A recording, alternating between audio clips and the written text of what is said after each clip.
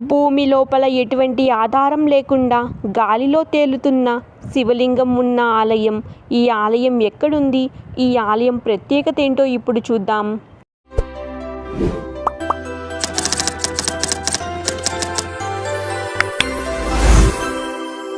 శివలింగ స్వరూపుడైన జ్యోతి స్వరూపుడైన మహాదేవుడు కొలువుదీరి ఉన్న ద్వాదశ జ్యోతిర్లింగాలలో మొదటిది సోమనాథ జ్యోతిర్లింగం. సౌరాష్ట్ర దేశే విశదేతి రమ్యే జ్యోతిష్మయం చంద్ర కళావతంసం భక్తిప్రదాయ కృపావతీర్థం తం సోమనాథం శరణం ప్రపద్యే.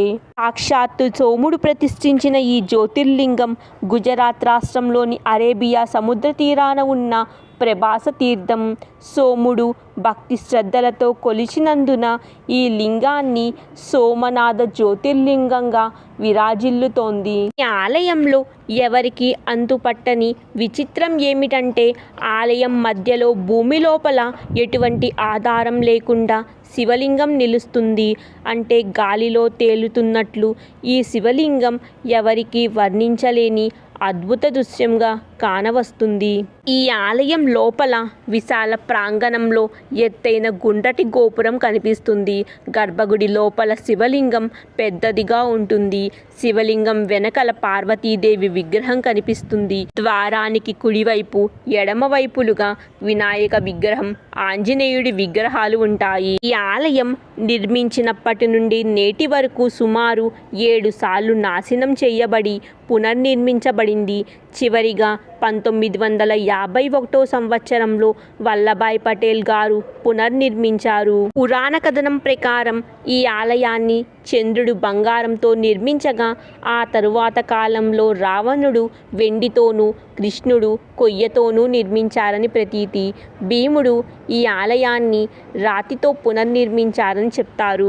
ఈ ఆలయ స్థల పురాణం ప్రకారం బ్రహ్మ మానస పుత్రుడైన దక్ష ప్రజాపతి అశ్విని నుండి రేవతి వరకు 27 కుమార్తెలు ఉన్నారు. తన కుమార్తెలను చంద్రుడికిచ్చి ఘనంగా వివాహం జరిపించారు. అయితే చంద్రుడు రోహిణిను మాత్రమే అనురాగంగా చూస్తూ మిగిలిన వారిని అలక్ష్యం చేయసాగారు.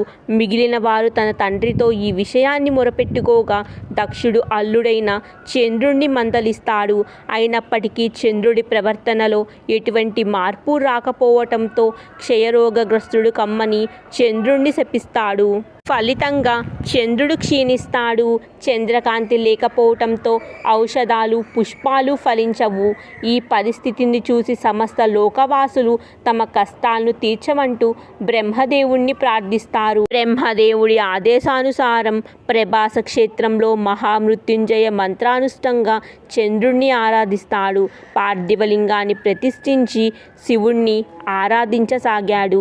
శివుడు ప్రత్యక్షమయ్యి చంద్రుడిని రోగ విముక్తుణ్ణి గావిస్తాడు. శుక్లపక్షంలో రోజుకో కళ పెరుగుతూ కృష్ణపక్షంలో చంద్రకళలు రోజు రోజుకి తగ్గుతాయని మహాదేవుడు అనుగ్రహిస్తారు. ఈ విధంగా సోముడికి శాప విముక్తి అవ్వటంతో సోముడు ఆరాధించటం వల్ల ఈ శంకరుణ్ణి సోమనాథ జ్యోతిర్లింగం అనే పేరుతో విరాజిల్లుతుంది. ప్రభాస క్షేత్రం మహిమ దిశ దిశలా వ్యాప్తించింది. స్వర్గలోకం నుండి దేవతలంతా సోముణ్ణి ఆశీర్వదించి ఈ క్షేత్రంలో సోమకుండాన్ని స్థాపిస్తారు. ఈ కుండం బ్రహ్మ మహేశ్వరుల స్వస్థానంగా ప్రతీతి చెందింది. ఈ క్షేత్రం కటియావాడ్ క్షేత్రంగా పేర్కొంటారు. ఇది వార్వల్ నుండి 5 కిలోమీటర్ల దూరంలో ఉంటుంది. సోమనాథ్ దేవాలయం పౌరాణిక మహత్యపరంగా అందరి దృష్టి ఆకర్షిస్తుంది. ఈ ఆలయ గోపురం, గోడలు, స్తంభాలపైన ప్రాచీన సౌందర్య కళ ఉట్టిపడేటట్టు ఉంటుంది. సుమారు 2.5 అడుగుల ఎత్తులో ఉన్న శివలింగం భక్తులను మన్మోహితులను చేస్తుంది. సోమనాథ్ దేవాలయానికి తూర్పున హిరణ్య, సరస్వతి, కపిల నదుల సంగమం దర్శనమిస్తుంది. శ్రీకృష్ణ భగవానుడు ఈ వేర్పూర్ నగరిలోనే తన దేహత్యాగం చేశారని పురాణాలు చెప్తున్నాయి. శ్రీ సోమనాథ జ్యోతిర్లింగాన్ని దర్శించటానికి లక్షల కొద్దీ భక్తులు ఇక్కడికి వస్తారు. ప్రతి సంవత్సరం కార్తీక పౌర్ణమి, శివరాత్రి పర్వదినాలలో పెద్ద ఎత్తున ఇక్కడ ఉత్సవాలు జరుగుతాయి. ఆ సమయంలో సోమనాథుణ్ణి బాగా అలంకరిస్తారు. భక్తులు ఈ తేజోమయ జ్యోతిర్లింగాన్ని దర్శించి తమ తమ పాపాల నుండి విముక్తులవుతారు. ఇక్కడ సోమనాథ జ్యోతిర్లింగం ఆలయమే కాకుండా చాలా ఆలయాలు ఉన్నాయి.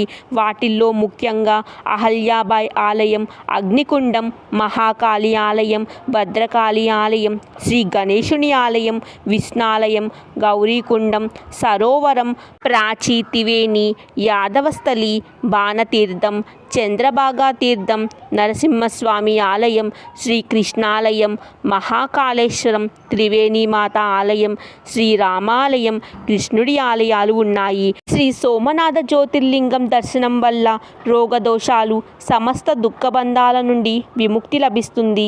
స్కాంద పురాణం ప్రకారం ఈ పుణ్యక్షేత్రాన్ని సందర్శించిన ప్రాణకోటి స్వచ్ఛమైన మనసుతో సోమనాథుడికి తులసీదళం అర్పిస్తే చాలు, ఆయన ప్రసన్నుడై అభయవరప్రదాతగా ఉంటారని ప్రతీతి.